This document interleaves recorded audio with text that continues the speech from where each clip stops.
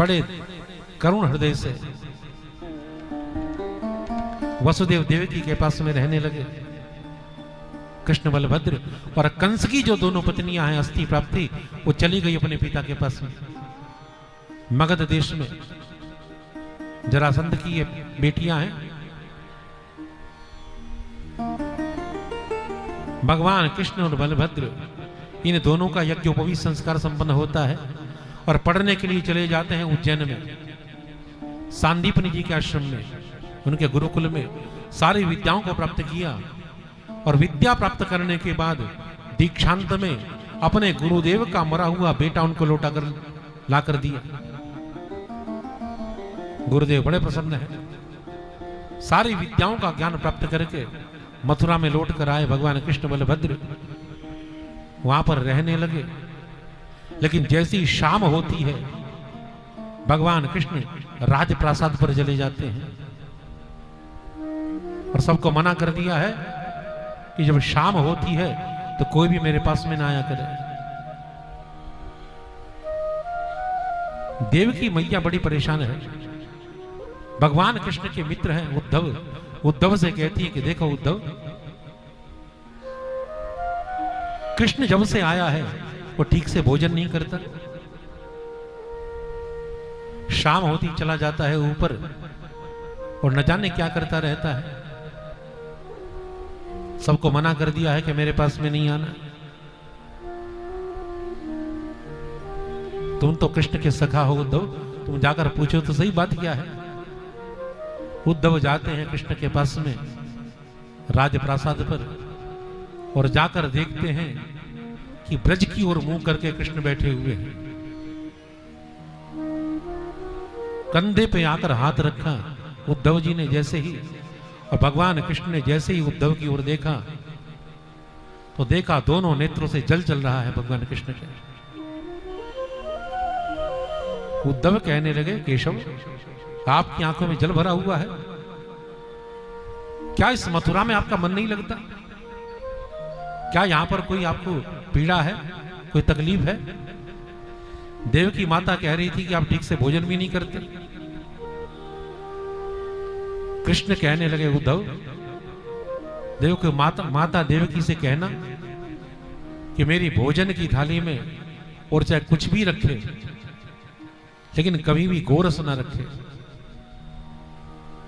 क्योंकि गोरस को जब मैं देखता हूं तो मुझे मेरी माता यशोदा याद आ जाती है। गोरस को देखते ही मुझे ब्रज याद आ जाता है, मेरी गाय याद आ जाती है, मेरे ग्वाल याद आ जाते हैं, वो गोपांगनाएं याद आ जाती हैं। हंसकर उद्धव कहने लगे कृष्ण, देखो वो सब तो बचपन की बातें थी, उन सबको भूल जाना चाहिए। आप तो ज्ञानी हैं, उन बचपन की बातों को याद रखोगे तो कैसे काम चलेगा। कृष्ण कहने लगे तुम ठीक कहते हो उद्धव, तुम बृहस्पति के शिष्य हो, परम ज्ञानी हो, तो तुम एक काम करो, मेरा संदेश लेकर तुम ब्रज में चले जाओ और मेरी उन गोपिकाओं को जाकर एक बार समझा दो, यही ज्ञान की बात है जो तुम मुझे समझा रहे हो। और मैं वचन देता हूं उद्धव कि ब्रज की उन गोपियों ने यदि मुझे भुला दिया तो मैं भी उन्हें भूल जाऊंगा। लेकिन उद्धव, जब तक वो गोपिकाएं मुझे याद कर करके रोती रहेंगी तब तक इन आंखों से भी आंसू चलते रहेंगे। जाकर समझाना उन गोपिकाओं को, जाकर समझाना उन ग्वालों को, मेरे मित्रों को, मेरी माता यशोदा को समझाना, नंद बाबा को समझाना। तुम तो परम ज्ञानी हो उद्धव। उद्धव कहने लगे ठीक है केशव, मैं जाता हूं। उद्धव को संदेश दिया भगवान कृष्ण ने और कृष्ण का संदेश लेकर उद्धव ज्ञान देने के लिए चले रथ में बैठकर, तो कृष्ण पीछे पीछे भागने लगे। देखो उद्धव, मेरी माता से मिलोगे तो माता यशोदा को मेरी ओर से ये कहना, गोपिकाओं से मिलोगे तो देखो मैं बताना भूल गया था उनको ये कहना। पीछे पीछे भागने लगे उद्धव नीचे उतर कर कहते हैं कि केशव, तुम रथ के पीछे भागोगे तो मैं कैसे जा पाऊंगा। लेकिन भगवान कृष्ण का तो वचन है, ये यथा माम प्रपद्यन्ते तांस तथैव भजाम्य हम, जो मुझे जिस प्रकार से भजता है उसे मैं भी उसी प्रकार से भजता हूं। ब्रज से विदा लेते हुए गोपिकाएं रथ के पीछे भागी थी, आज उन व्रजांगनाओं के पास में उद्धव जा रहे हैं तो रथ के पीछे कृष्ण भाग रहे हैं। कृष्ण का संदेश लेकर उद्धव जब पहुंचे ब्रज में तो ब्रज का दर्शन करते ही उद्धव भक्ति से युक्त हो गए, क्योंकि भूमि का अपना प्रभाव होता है। धन्यम वृंदावनम यत्र भक्ति नृत्यति यत्र च, आज भी ब्रज में भक्ति देवी नृत्य करती है। ब्रज की वो भूमि है जहां पर कृष्ण ने नंगे पैर रमण किया है, अपने पैरों में जूते नहीं पहने कृष्ण ने।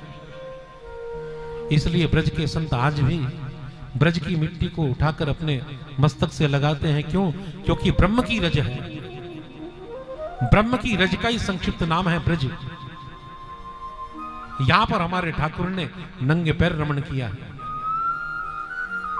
वहां पर जाते ही उद्धव का मन भक्ति से युक्त हो गया। नंद भवन का पता किसी से पूछा और जब पहुंचे नंद भवन में, द्वार खटखटाया तो उद्धव को अचानक देखकर ऐसा लगता है कि मानो कृष्ण ही आ गए हैं।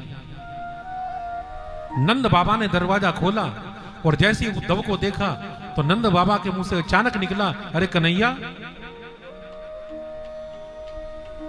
उद्धव कहने लगे, नहीं महाराज, मैं कन्हैया नहीं हूं, मैं उनका मित्र हूं उद्धव। मैं मथुरा से आ रहा हूं।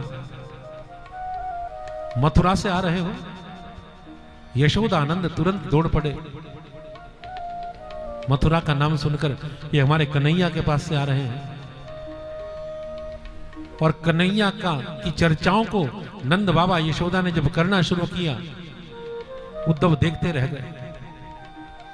रोते रोते नंद यशोदा आपस में एक दूसरे से झगड़ने लगे। नंद कहने लगे कि उद्धव, तुम जानते हो कि कृष्ण यहां से क्यों गया है?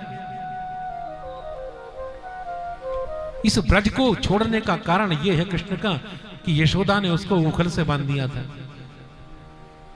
तरह तरह की यातनाएं हमने कन्हैया को दी है, इसलिए नाराज होकर कन्हैया चला गया है। समझाने लगे जब उद्धव नंद यशोदा को, तो नंद यशोदा कहने लगे, रे उद्धव, किसने कह दिया कि हम कृष्ण से प्रेम करते हैं?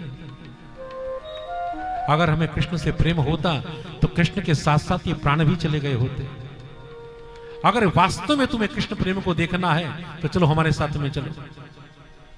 उद्धव को लेकर कृष्ण नंद यशोदा गए वहां पर जहां पर कई सारे गायें खड़ी हुई थी। जाकर नंद कहने लगे, अगर प्रेम देखना है उद्धव तो यहां पर देखो। जब से कृष्ण गया है इन गैयाओं ने एक दाना घास का नहीं खाया। देखो कितनी कृष्णकाय हो गई है सारी गाय। इधर गोपियों में चर्चाएं होने लगी कि देखो रथ आया है, लगता है वो अक्रूर आ गया है जो हमारे कृष्ण को लेकर चला गया था।